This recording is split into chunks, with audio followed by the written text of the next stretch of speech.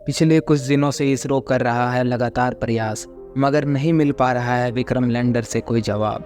तो क्या यही चंद्रयान 3 मिशन का अंत था, या फिर इसरो चल सकता है अपना ब्रह्मास्त्र यानी विक्रम का बैकअप सिस्टम। 4 सितंबर भारत के इतिहास का वो ऐतिहासिक दिन था जिस दिन चंद्रयान 3 ने अपने मिशन में 100% सफलता हासिल कर ली थी और इसरो के वैज्ञानिकों ने विक्रम लैंडर और प्रज्ञान रोवर को चंदा मामा की गोद में गहरी नींद में सुला दिया था, क्योंकि अगले 14 दिनों तक विक्रम लैंडर और प्रज्ञान रोवर पर चंद्रमा की रात का कहर बरसने वाला था। साथ ही ये उम्मीद भी दिखाई जा रही थी कि 22 सितंबर को विक्रम लैंडर और प्रज्ञान रोवर फिर से जाग सकेंगे। मगर 22 तारीख को वैज्ञानिकों के काफ़ी प्रयास के बाद भी जब विक्रम और प्रज्ञान की तरफ से कोई रिप्लाई नहीं आया, तभी इसरो ने बड़ी ही भारी दिल से हमें बताया कि विक्रम और प्रज्ञान के साथ हमारा संपर्क टूट चुका है।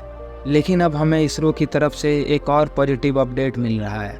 तो क्या चंद्रयान 3 का विक्रम लैंडर जाग चुका है, या चांद पर पड़ती कड़क ठंड ने इसे तबाह कर दिया है और इसरो के हाथ से ये बाजी निकल चुका है? जानने के लिए इस वीडियो को अंत तक ज़रूर देखें। इस चैनल पर अगर आप नए हैं तो इस चैनल को सब्सक्राइब कर लें। 4 सितंबर के दिन विक्रम लैंडर और प्रज्ञान रोवर को स्लीप मोड में डालने के बाद इसरो चीफ एम सोमनाथ ने मीडिया इंटरव्यू में कहा था कि चांद अपनी रात में काफ़ी कहर बरसाता है, इसलिए पूरी दुनिया में कोई भी स्पेस एजेंसी चांद पर नाइट मिशन नहीं भेजती। लेकिन हम 22 सितंबर के दिन चांद पर सुबह होते ही विक्रम से संपर्क करने की कोशिश करेंगे, जिसके लिए हमने सभी ज़रूरी स्टेप्स ले लिए हैं। तब से लेकर पूरा भारत 22 सितंबर का इंतज़ार कर रहा था, और जब वो दिन आया तो सुबह से लेकर हम सभी टीवी की तरफ नजरें गड़ाए बैठे हुए थे। दूसरी तरफ इसरो के मिशन ऑपरेशन वैज्ञानिक भी काफ़ी ज़्यादा उत्सुक थे, और जैसे ही चांद पर सूर्योदय हुआ, साइंटिस्ट ने चंद्रयान 3 को अपना पहला सिग्नल भेजा। लेकिन काफ़ी देर इंतज़ार करने के बावजूद भी कोई उधर से रिप्लाई नहीं आया। इसके बाद इसरो ने विक्रम को दूसरा सिग्नल भेजा और तीसरे बार भी, लेकिन चांद पर सिर्फ सन्नाटा था, क्योंकि विक्रम हमारे सिग्नल का कोई रिप्लाई नहीं दे रहा था। जिससे 22 सितंबर की शाम को इसरो ने अपने दिल पर पत्थर रखते हुए देशवासियों को बताया कि हमने चंद्रयान 3 के विक्रम लैंडर और प्रज्ञान रोवर से संपर्क करने की कोशिश की थी, लेकिन सामने से कोई रिप्लाई नहीं आया। हालांकि हम इन कोशिशों को जारी रखेंगे। इसरो के इस पब्लिक स्टेटमेंट के बाद पिछले 2 दिनों से देश भर में सन्नाटा छाया हुआ है, और इसरो ने भी इस मामले में आगे कोई बयान नहीं दिया है। तो क्या मिशन खत्म हो गया, या फिर इसरो के पास कोई ऐसा ब्रह्मास्त्र मौजूद है जिससे वो विक्रम में फिर से जान फूंक सकेंगे?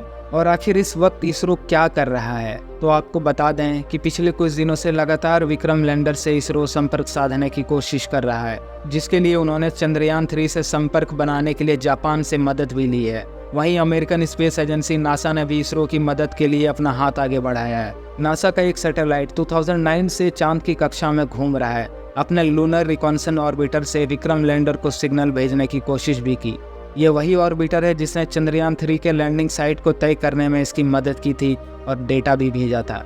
लेकिन विक्रम लैंडर ने कोई रिस्पॉन्स नहीं दिया है। वहीं जापान ने भी कहा है कि आने वाले दिनों में जब भी हमारा स्लिम यानी कि लैंड फॉर इन्वेस्टिगेशन चंद्रमा की सतह पर लैंड करेगा, तभी हम अपने ग्राउंड कम्युनिकेशन नेटवर्क से विक्रम लैंडर को सिग्नल भेजने की कोशिश करेंगे।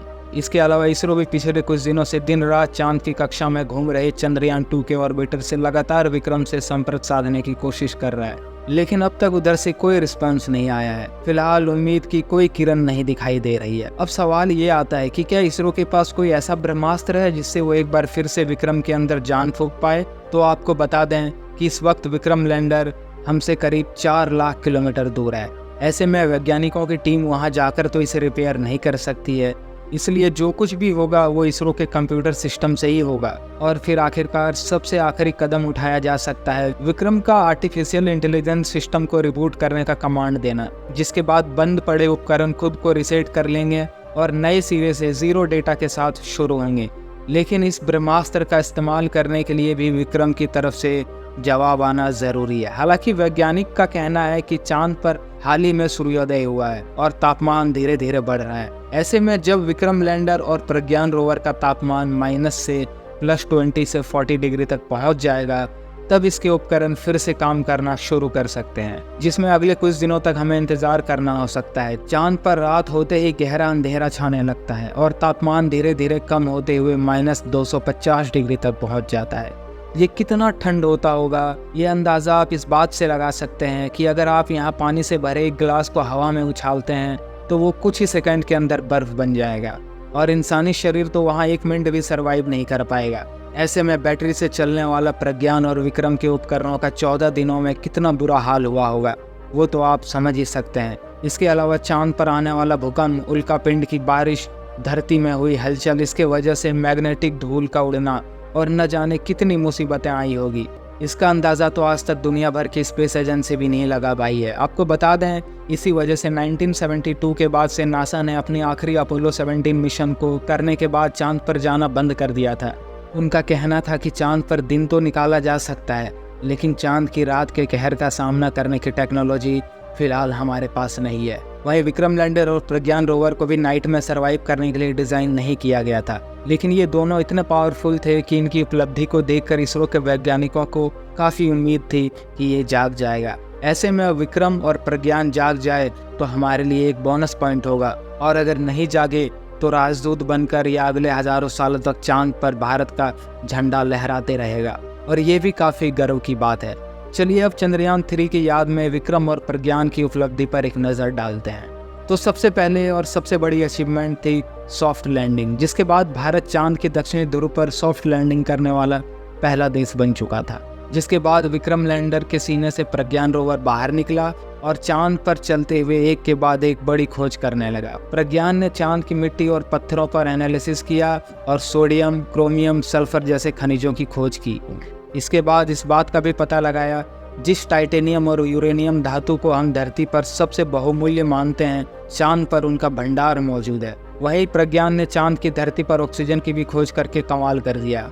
विक्रम और प्रज्ञान ने स्लीप मोड में जाने से पहले चांद पर इंसानी बस्ती बसाने की हमारी सोच को हरी झंडी दे दी है, जहां प्रज्ञान ने चांद की धरती पर सबसे ज़रूरी ऑक्सीजन की खोज की है, जिन्हें मशीन की मदद से एक्सट्रैक्ट किया जा सकता है। ऑक्सीजन सिलेंडर में फिर फिल करके सांस लेने में इस्तेमाल किया जा सकता है। इसके अलावा इसने दक्षिणी ध्रुव में सतह से नीचे जमी हुई बर्फ की भी खोज की है, जिसे निकाल कर हम पीने का पानी बना सकते हैं और उसमें से हाइड्रोजन और ऑक्सीजन को अलग करके फ्यूल की तरह इस्तेमाल कर सकते हैं। इसके अलावा हम टाइटेनियम, एल्युमिनियम, क्रोमियम और यूरेनियम जैसी कीमती खनिजों को माइनिंग करके उसे धरती पर भी ला सकते हैं, जिससे हमारी ग्रोथ काफ़ी तेज़ी से होने लगेगी। कुल मिलाकर चंद्रयान 3 ने पूरी दुनिया को चांद पर खजाना खोज कर गिफ्ट कर दिया है और भारत का नाम रोशन कर दिया है। तो अगर आप चंद्रयान 3 मिशन पर गर्व करते हैं तो कमेंट में जय विक्रम, जय प्रज्ञान के साथ साथ जय चंद्रयान ज़रूर लिखें। और वीडियो पसंद आई तो इसे लाइक करें और शेयर करें। और ऐसे ही इंटरेस्टिंग वीडियोस देखने के लिए अगर आपने मेरे चैनल को अभी तक सब्सक्राइब नहीं किया है तो मेरे चैनल को सब्सक्राइब कर लें। फिर मिलते हैं अगले वीडियो में, तब तक के लिए धन्यवाद।